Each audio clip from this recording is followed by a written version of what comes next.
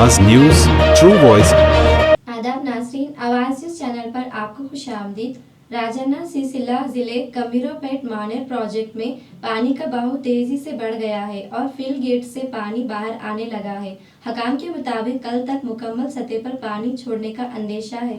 आवाम से appeal की गई है कि वो मोहतात रहें और पानी की खरीद जाने से गुरेज करें।